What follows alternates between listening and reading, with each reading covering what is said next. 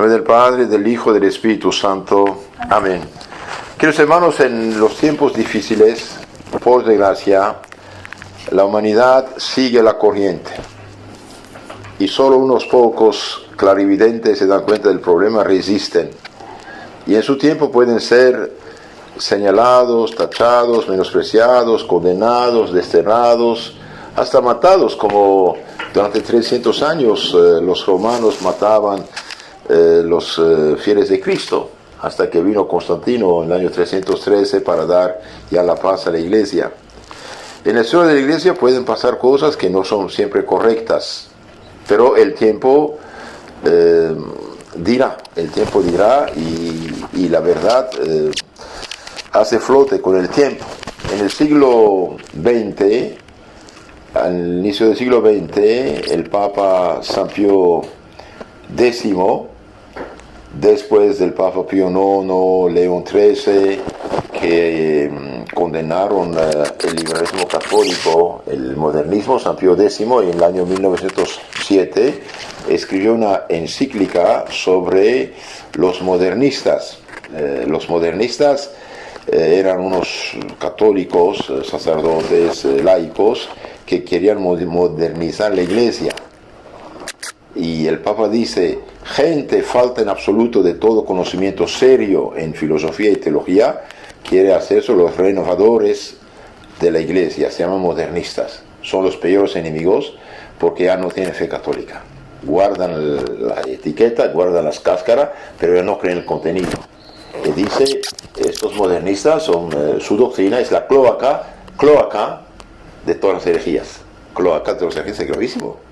El Papa así lo talla en su encíclica Pascendi sobre el modernismo, los errores de los modernistas, cloaca de todas las herejías. ¿Qué es una herejía? Es una corrupción de la fe, como un pastel con gramos de veneno, no se puede tomar. La herejía es sumamente grave, es predicar otro evangelio. Si alguien anuncia un evangelio distinto del que habéis recibido, sea maldito, dijo San Pablo a los Gálatas 1:8. Entonces, esos modernistas condenados como los peores enemigos de la iglesia, por desgracia no murieron. Tuvieron discípulos un poco más tarde, en los años 30, 40, hasta 60, el modernismo resucitó bajo la forma de Nouvelle Théologie, ya no tan agresiva, total como los del inicio del siglo, pero haciendo daño a la iglesia, a tal punto que el Papa Pío XII, en los años 1950, escribió otra encíclica diciendo teorías humani generis, teorías que socavan las bases de la fe católica. Y de hecho Pío XII hizo condenar a todos los grandes teólogos modernistas de esta época, como Yves Congar, Karl Rahner, Henri de Lubac, Chenot, la teología francesa, la Nouvelle Théologie. Entonces, esta gente que fue condenada por no tener doctrina sana, por desgracia, va a alimentar, podemos decir, toda una generación que llegó a ser obispos y cardenales y a ser Vaticano II, sus textos y sus reformas y su aplicación después del postconcilio, que nos llevó a la crisis actual, que es realmente una apostasía por millones y millones de católicos.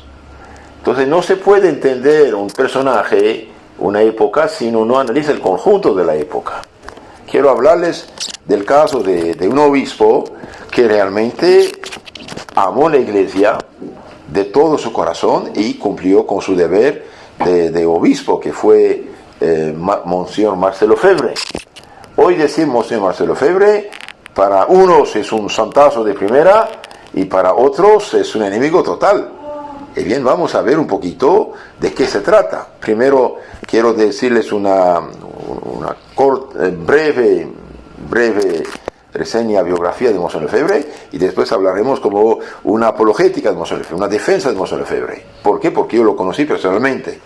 Yo conocí a Monseñor Febre personalmente, le acolité la misa, comí con él, le escribí 2 cartas, me contestó. A los 18 años yo le escribí una carta, dice: Monseñor, siga adelante, defienda la fe, terminó mi estudio, voy a apoyarte. Y mire que cumplí, gracias a Dios. Entonces, para unos, Monseñor Lefebvre es el campeón y para otros es el enemigo terrible. Pero vamos a analizar. Primero, ¿quién es? Bien, Monseñor Lefebvre nació en Francia, norte de Francia, el año 1905. Viene de una familia supercatólica. Su familia dio cinco vocaciones a la iglesia. Un día hablando con Monseñor Mato, obispo de Celí, que había dado 5 vocaciones a su familia, dijo, es una familia levítica, una familia sacerdotal, es verdad, 3 religiosas y 2 sacerdotes, él y su hermano René. Después de haber hecho 2 doctorados en Roma, entonces realmente estudió a fondo lo que es teología, filosofía católica, magisterio de la iglesia en Roma, llega a ser ordenado en 1929, va a su país en Francia, queda 1 año, 2, y finalmente su hermano, ya misionero en África, dice, mire, en África hay mucho que hacer, en Francia sobre los sacerdotes. Es verdad que en esta época había más de 50.000 sacerdotes en Francia, era la abundancia. Entonces Monseñor Lefebvre, el futuro Monseñor Lefebvre, el padre Marcel Lefebvre en esta época, con el permiso, aprobación de su obispo, va a hacerse religioso del Espíritu Santo. Es una congregación religiosa, misionera, especialmente para evangelización de los países negros. Entonces va en África, llega, lo ponen profesor de seminario, después director, misionero, y finalmente llega a ser obispo en África, en Dakar de Senegal, arzobispo, y el Papa Pío XII lo hace delegado apostólico. Delegado como nuncio apostólico, se usa de fórmula también delegado, para 18 países africanos del Imperio francés. Entonces, Monseñor Lefebvre no es cualquiera, tuvo que luchar cuerpo y cuerpo con el paganismo más absurdo, tuvo que luchar contra la brujería, la hechicería, el islamismo, ha visto en qué miseria vivían los pueblos paganos por sus supersticiones, sus falsas creencias, etc. Él fue un misionero, un evangelizador, realmente evangelizador con pueblo pagano. Entonces él sabe de qué habla, él realmente cumplió el evangelio. En el año 62, después de arzobispo delegado apostólico del Papa, regresa a Francia, a su país, con la independencia de los países africanos, y normalmente tenía que ser ya cardenal, o después del delegado apostólico queda cardenal, arzobispo cardenal, y ahí los obispos de Francia se opusieron, pidieron al gobierno que hacer presiones para que no fuera cardenal. ¿Por qué? Porque Monseñor Lefebvre no seguía la corriente liberal en la iglesia. Después de la Segunda Guerra Mundial, por desgracia, nombraron como obispos en Francia gente de la corriente liberal, gente que hoy nos lleva al desastre actual, de hecho, a la apostasía actual que sabemos. Entonces Monseñor Lefebvre llega en Francia, lo ponen de obispo de la ciudad de Tulle, en Francia, pero el Papa lo había ya escogido años atrás, miembro de la comisión preparatoria del Concilio Vaticano II. Él asistió a toda la preparación del concilio, de hecho. Preparación bien hecha, de hecho, porque consultaron todos los obispos del mundo qué cambiar, qué mejorar, etcétera, etcétera. Pero cuando empezó el concilio, él era ya superior general de su propia congregación. Entonces, en lugar de hacerlo cardenal, pues lo dejaron como obispo, pero sus compañeros, su congregación le escogió como superior general de 5.300 misioneros de su congregación. Entonces no es un personaje cualquiera, es un hombre, hermano, que pagó con sudor de frente, con su vida, con su tiempo, con todo, la causa de Cristo y de su Santa Iglesia. El Papa Pío XII decía, Monseñor Lefebvre es mi mejor delegado apostólico, y es verdad, lo era. Hasta los protestantes y los musulmanes lo respetaban. Un líder musulmán de Senegal decía, la dicha de los católicos es que tiene un líder que es respetado y amado. Entonces Monseñor Lefebvre participó, dije, en la comisión preparatoria del concilio, participó en el concilio, y los obispos que llamamos hoy conservadores, tradicionales, frente a la rama modernista, progresista del concilio, lo escogieron como presidente de la ala tradicional del concilio. Entonces esto también no es cualquier cosa. Bien, ahora, ¿qué pasó con la preparación del concilio? La preparación del concilio, que fue bien hecha por el cardenal Ottaviani, presidente de la Comisión Teológica, por desgracia, todo lo que se había preparado durante varios años fue echado a la basura. El único esquema que los modernistas, los liberales, los que querían los cambios habían preparado era la liturgia. Esto quedó, todo lo demás fue eliminado. Pero los obispos modernistas, especialmente de Europa, Francia, Holanda, Alemania, lo que llamamos la Alianza del Rin, Alianza Europea del Rin, habían preparado otras cosas. Y habían decidido de bloquear lo que el cardenal Ottaviani, por orden del Papa Juan XXIII, había preparado.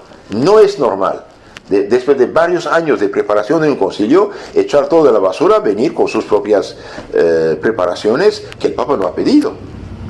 No es normal, pero esto pasó. Entonces en el concilio había dos ramas, podemos decir, 250 más o menos liberales modernos que quieren los cambios, y 250 tradicionales que decían cambiar, mejorar, sí, pero con mucha cautela y fieles a la tradición, a lo que siempre se hizo durante toda la historia de la Iglesia. Por desgracia, Juan XXIII apoyó la banda, digamos, liberal.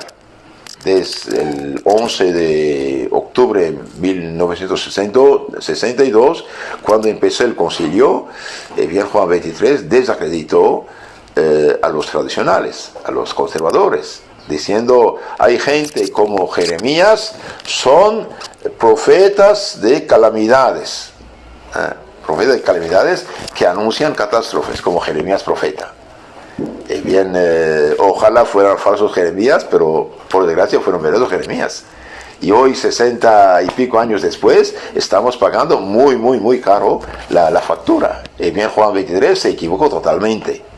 La primavera que nos ha prometido no llegó. Al contrario, como decía el Papa Benedicto, Cardenal Ratzinger decía, estamos en un invierno riguroso. De 40 grados bajo cero, y es verdad.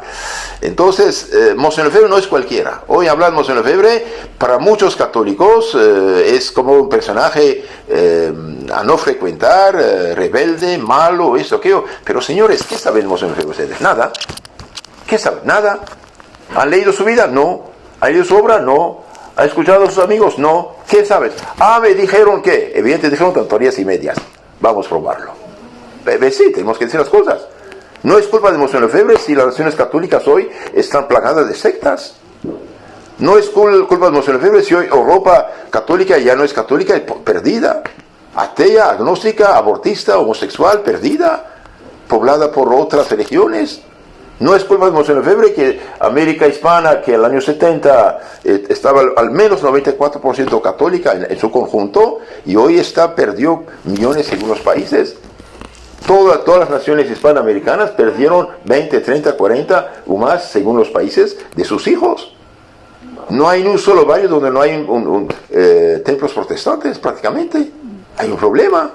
¿Y qué dijo Monseñor Lefebvre? Y Monseñor Lefebvre dijo, cuidado, estos cambios van a causar problemas. El Papa Juan Pablo II bien reconoció el año 81, 7 de febrero 81. ¿Qué dijo el Papa Juan Pablo II? Es necesario admitir con realismo y con profunda atormentada sensibilidad que los cristianos hoy, en gran parte, se sienten extraviados, fuera de la vía, confusos, ay caray, la iglesia que faro de luz, confusos, perplejos, no sé qué hacer, qué decir, qué pensar, no es normal. En gran parte los católicos se sienten extraviados, confusos, perplejos e incluso desilusionados, desanimados. Se han esparcido a manos llenas ideas contrastantes con la verdad revelada y enseñada desde siempre. Se han propagado verdaderas y propias herejías en el campo dogmático y moral. Grave esto. El Papa lo reconoce. Se han propagado verdaderas y propias herejías. La herejía es un pecado gravísimo. Es corrupción de la fe. Es otro evangelio. Es maldito. Cuidado. Se han propagado verdaderas y propias herejías en el campo dogmático, en la fe y moral, creando dudas, confusiones, rebeliones. Se ha manipulado incluso la liturgia. Se ha manipulado la liturgia, falsificado la liturgia. ¿Qué dice el Papa después? Inmersos, hasta aquí bajo del agua, inmersos en el relativismo, todo vale, intelectual y moral, y por eso en el permisivismo. Los cristianos católicos hoy se ven tentados por el ateísmo, agnosticismo, iluminismo vagamente moralista, por un cristianismo sociológico sin dogmas definidos y sin moral objetiva. Esto dijo el Papa Juan Pablo II el 7 de febrero 81 en L'Osservatore Romano, edición italiana. Y los que saben italiano y tienen acceso a la Opera Omnia del Papa, bien, buscan la página del Vaticano, Insegnamenti de Giovanni Paolo II, Libreria Edizione Vaticana, tomo 4, primera parte, página 235. Yo traduje ese texto italiano. Entonces, si el Papa, digamos 20 años más o menos después del concilio, dice que los católicos hoy andan confusos, perplejos, extraviados, se han esparcido a manos llenas verdaderas y propias herejías en el campo dogmático y moral, la liturgia fue manipulada y que los católicos están en el permisivismo moral. ¿Por qué? Porque están en el relativismo intelectual y moral. Entonces, cuando uno analiza esas cosas, bien, uno debe agradecer a Monseñor Lefebvre de haber tocado la campana de alarma desde el inicio. Un católico sincero, un católico que ama la verdad, un católico que ama la Iglesia, no puede reprochar a Monseñor Lefebvre de haber dicho alto a dónde vamos. No puede decirlo.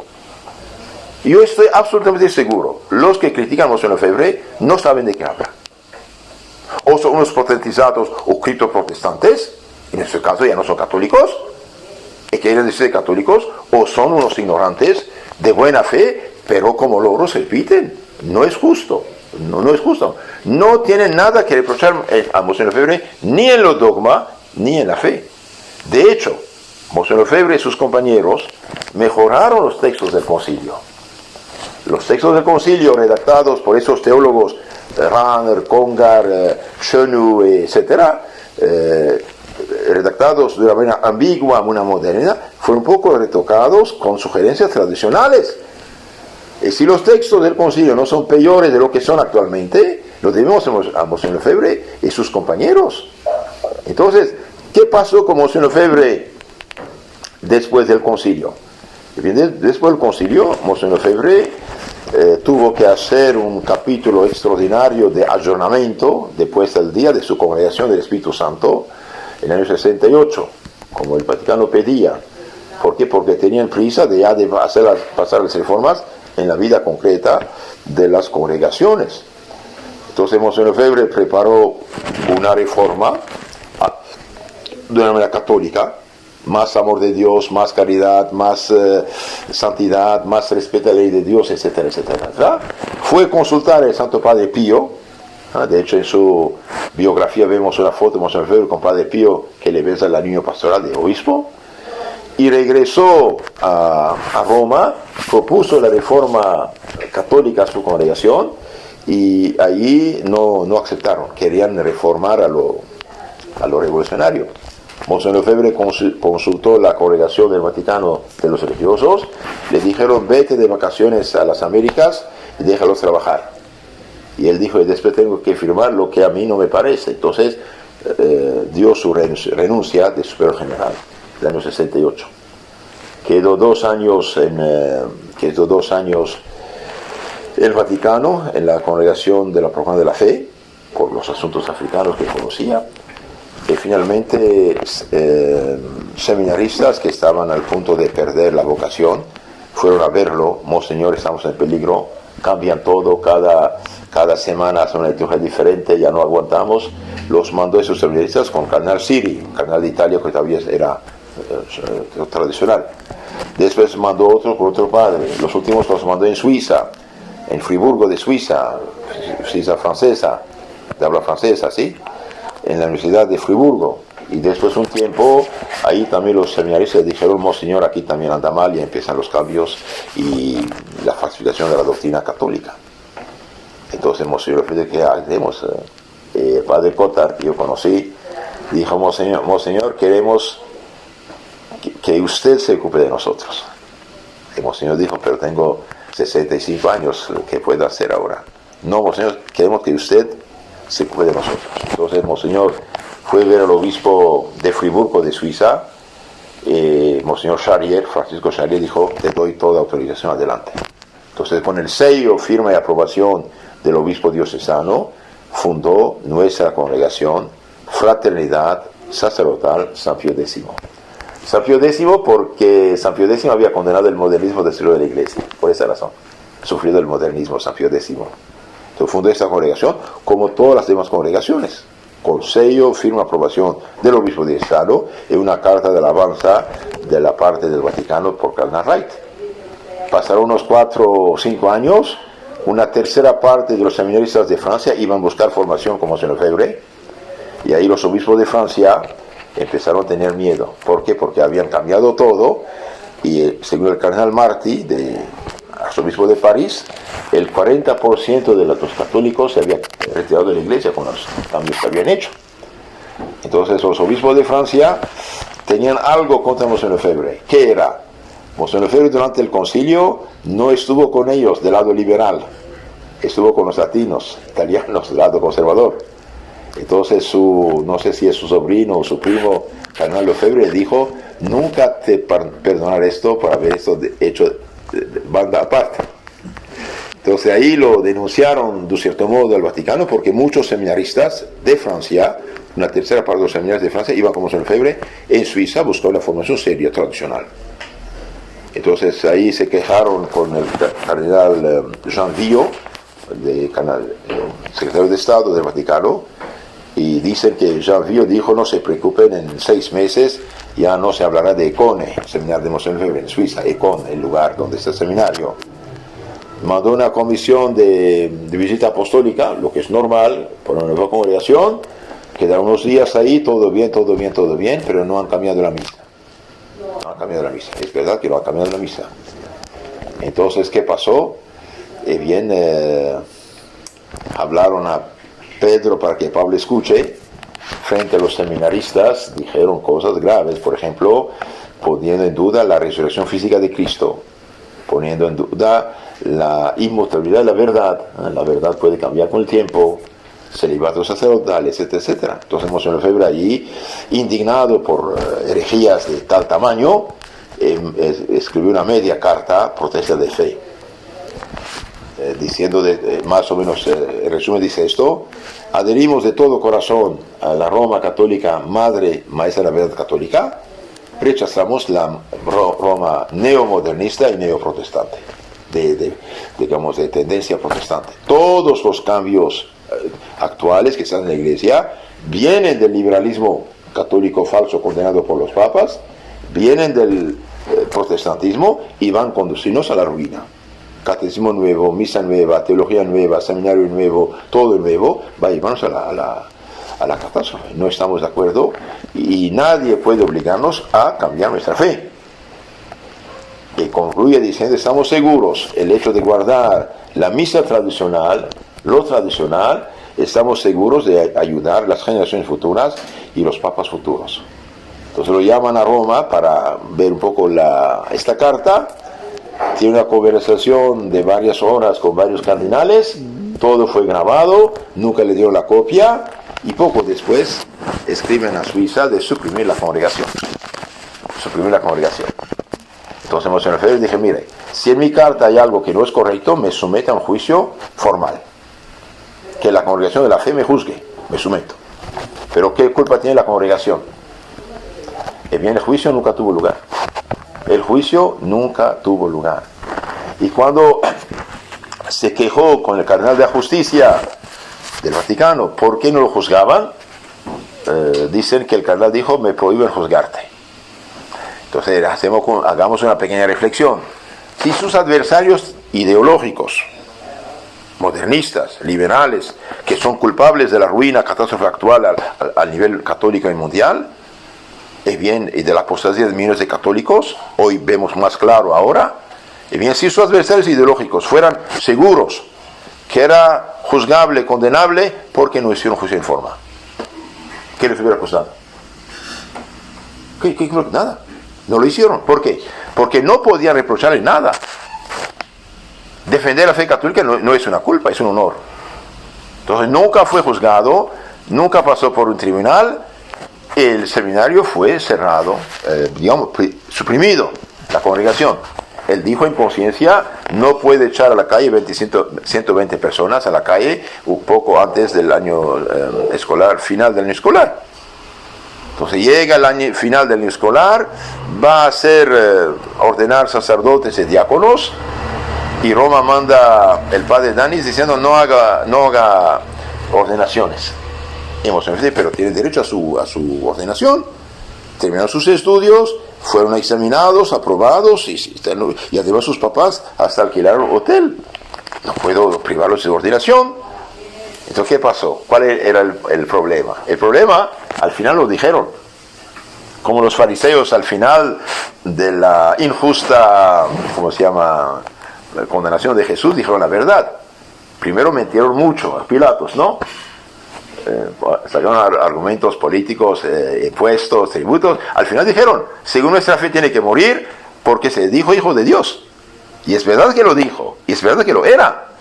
Al final, el padre Danis, mandado por Roma, dijo al Monseñor Lefebvre, Monseñor, en sí no hay mayor problema.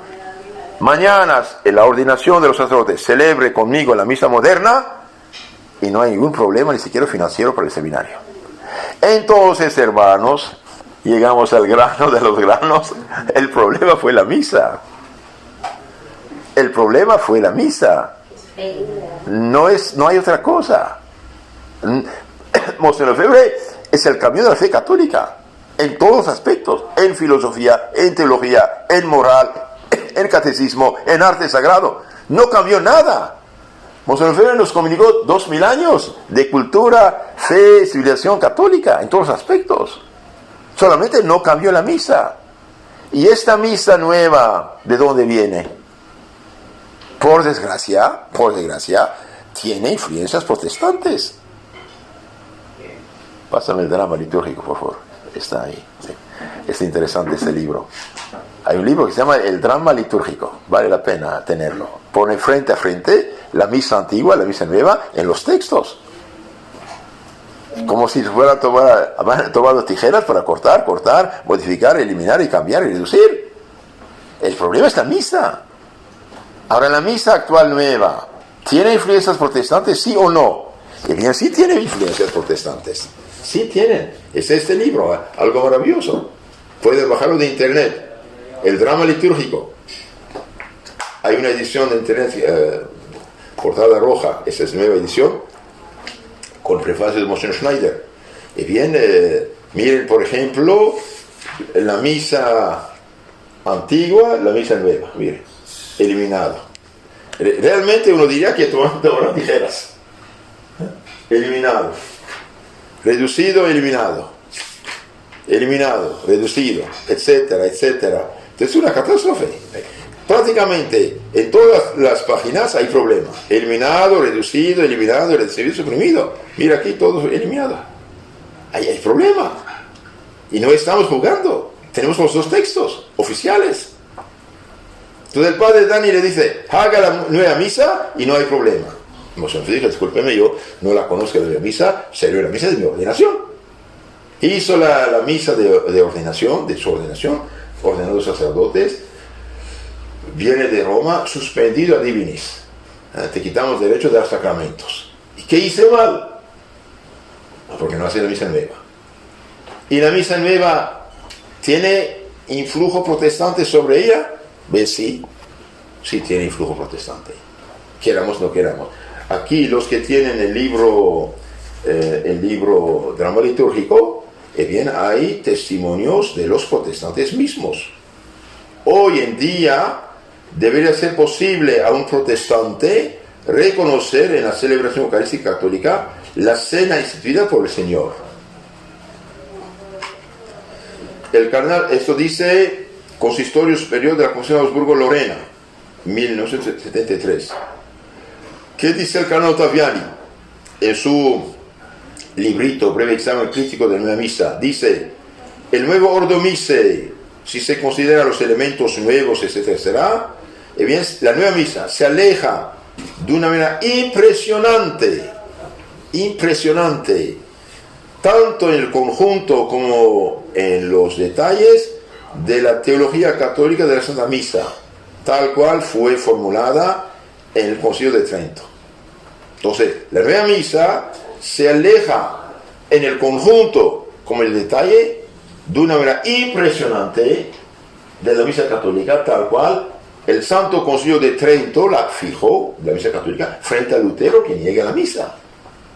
Dice el cardenal Ottaviani: el Concilio de Trento, al fijar definitivamente los canones, las reglas del rito, levantó una barrera infranqueable contra toda herejía que pudiera menoscabar la integridad del misterio.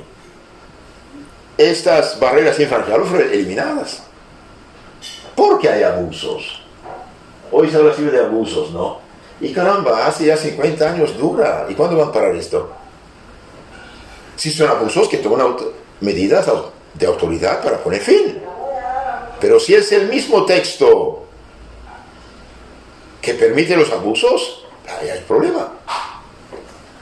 Por ejemplo, mire Pablo VI mismo, el año 67, antes que saliera la Nueva Misa, porque ya estamos haciendo experimentos, bien dice Pablo VI, dice: lo que es para nos causa de aún mayor aflicción es la difusión de la tendencia a desacralizar. ¿Cómo se atreven a decir la liturgia si todavía merece conservar ese nombre? Y con ella fatalmente desacralizar el cristianismo. Esa nueva mentalidad, cuyos turbios orígenes sería fácil señalar, y sobre la cual esta demolición del culto católico auténtico pretende fundar, implica tales trastocamientos doctrinales, disciplinarios y pastorales, que no dudamos en calificarla de aberrantes. Lamentamos tener que decir esto, no solo a causa del espíritu anticanónico y radical que profesa gratuitamente, sino más bien a causa de la desintegración que importa fatalmente. Desintegración. Y bien, el año 68, en el Sínodo de los Obispos en Roma, el padre Aníbal Bunini, el autor principal de la Nueva Misa, había presentado a los obispos un borrador de la Nueva Misa. Y bien, la mayoría de los obispos presentes, entre ellos Monseñor Febre, dijeron: no queremos esta misa. El año 69, otra vez lo mismo, un poco tocado, la misma cosa llega. Y cuando Ottaviani y Bacci escribieron: la misa nueva se aleja de una impresionante en el conjunto con los detalles de la misa tradicional, y bien, en lugar de parar todo, dijeron: en poco tiempo ya será una misa nueva. Copia en parte protestante. Hay influjo protestante, no podemos dudarlo. Max Turia, pastor protestante, dijo: para nosotros es posible celebrar la Santa Cena con el misal de Pablo VI. Entonces, si el misal de Pablo VI es 100% católico, entonces deberían celebrar también el de San Pío V. ¿Aceptan de Pablo VI? Sí. Pío V no. Hay problema. Entonces, queridos hermanos, el problema es mucho más amplio que un cosita así. Es un obispo que realmente quiso frenar. Entonces, la razón por la cual hicieron tantos y tantos problemas es la misa. No hay otra cosa. La misa y todos los cambios que siguen, claro. Pero es la misa. Monseñor Febre, por no haber celebrado la misa nueva, fue suspendido de Divinis, injustamente, pero fue. Y todos los demás problemas que vienen después, vienen de ahí. Todo viene después, lo demás es consecuencia. Es consecuencia. Pero esa suspensión de Divinis realmente fue absurda, fue injusta, fue ¿cómo decirla? Arbitraria. Fue arbitraria. Y 50 años después, digamos, vemos que realmente los que hicieron estas cosas, el Vaticano, fueron la causa del desastre actual. Ojalá hubieran escuchado a Monseñor Lefebvre. Ojalá hubieran hecho caso. Ahora veamos lo que dice, por ejemplo, Klaus Gamber, es un obispo alemán de los buenos, de los pocos buenos que hubo que después, en su libro La Reforma de la Liturgia Romana, dice, bien, las instrucciones del concilio están escritas en forma general y permanecen abiertas a diversas soluciones. En cualquier caso, lo cierto es que en la nueva misa, el nuevo Ordo Missae no había recibido la conformidad de la mayoría de los padres conciliares. Entonces, la mayoría de los obispos del Concilio Vaticano II no había aceptado este cambio de la misa, tal cual lo hicieron. De hecho, el concilio nunca dijo que nueva misa, no lo dijo. No lo dijo. ¿Y qué dice Cardenal Ratzinger? Bien, la promulgación de la prohibición del misal antiguo, de Pío V, que se había desarrollado a lo largo de los siglos, desde el tiempo de los sacramentales de la Iglesia antigua, comportó una ruptura en la historia de la liturgia, cuyas consecuencias solo podían ser trágicas. Esto lo dijo el cardenal Ratzinger en el año 2006, en su libro Mi vida, autobiografía, en la página 177, edición Encuentro, Madrid. Entonces, la ruptura con la tradición litúrgica, bien, ha sido trágica, cuyas consecuencias son trágicas. Y él mismo dice, estoy seguro que esto nos hizo un grande daño. ¿Y qué dijo después el mismo Benedicto? Bien, la misa tradicional nunca ha sido abrogada, es siempre autorizada. Entonces, Monseñor Lefebvre fue condenado, menospreciado, señalado, difamado por algo permitido, algo de la Iglesia. Ahora regresamos a su vida. El año entonces, después de su disque Suspensiones Divinis, él siguió hasta el año 87, 88. Ya tenía 6 seminarios en el mundo, estaba en todos los continentes, 5 o 6 carmelos, religiosos, religiosas, etcétera, escuelas, muchos fieles. Y dijo al Papa Juan Pablo II, Santo Padre, ya no puedo, estoy enfermo, pongo un obispo en mi lugar. Y el Papa dijo, está bien, mándame una terna, biografía de 3 sacerdotes para yo decidir. Mandó la terna, le contestaron algo más liberal. Pero es el liberalismo que nos mata, ¿no? Entonces, finalmente, sí el Papa estuvo de acuerdo de que sea un obispo, hablaron de la fecha de 15 de agosto y no llegaba la fecha, no llegaba el permiso. Y como Monseñor Lefebvre estaba en 88, ya estaba enfermo, dijeron solución biológica, que se muera y se acabó todo. Entonces Monseñor Lefebvre dijo, ¿qué hago? Esta crisis es una realidad, no podemos tapar los ojos. Las almas por millones se pierden. Él habló de apostasía, mucho antes que los papas actuales, habló de apostasía, vamos a la ruina. Entonces dijo, mire, debido a la crisis provocada en la sociedad, en el mundo, en la Iglesia, debido a las circunstancias, yo me apoyo en el derecho de la Iglesia que dice, la ley suprema es la salvación de las almas. Ley suprema, salvación de las almas. Entonces ordenó, a pesar de haber pedido al Vaticano el permiso, el papel no llegó, él dijo, ley suprema, salvación de las almas, consagró 4 obispos. No obispos diocesanos, porque no tenía derecho a hacer esto, es el Papa que los nombra, pero consagró obispos para auxiliares de la congregación, para hacer sacerdotes y dar la confirmación, nada más. directamente llega de Roma. Monseñor Lefebvre hizo obispos, es comulgado automáticamente.